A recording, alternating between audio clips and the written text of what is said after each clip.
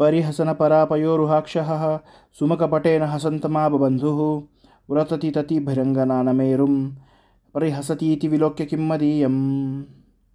परिहसनपराः म्हणजे हसण्यामध्ये आसक्त झालेल्या, पयोरुहाक्षः म्हणजे पद्माप्रमाणे कमलाप्रमाणे अक्ष नेत्र असणाऱ्या, अंगनाः स्त्रिया, सुमुखपटेन पुष्पांनी, हसंतम हसणाऱ्या, नमेरुम नमेरू वृक्ष म्हणजे सुरंगीचा वृक्ष, मदीयम म्हणजे आमच्या संबंधी, विलोक्य पाहून, परिहसती हसत आहे, किम इति की काय, व्रतती तथिभिः म्हणजे वेलींनी, आबबंधू बांधून टाकले।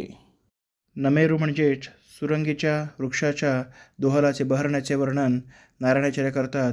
व्यंकटनाथांना येताना रस्त्यामध्ये सुरंगीचा वृक्ष म्हणजेच नमेरू वृक्ष दिसला, तो फुलांनी बहरलेला आहे। त्या नमेरू वृक्षाखाली अनेक स्त्रिया हसत आहेत, हसण्यामध्ये अत्यंत आसक्त झालेल्या आहेत।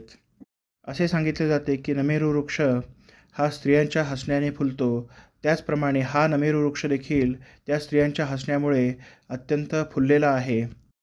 पण त्या स्त्रियांना वाटले की हा नमेरू वृक्ष फुललेला आहे म्हणजे जणू काही हसत आहे आणि आपल्या हसण्याची तो नक्कल करत आहे, किंबहुना तो आपल्याला हसत आहे, आपल्यावरती हसत आहे असे वाटल्याने त्या स्त्रियांनी त्या नमेरू वृक्षाला वेगवेगळ्या वेलींनी बांधून टाकले।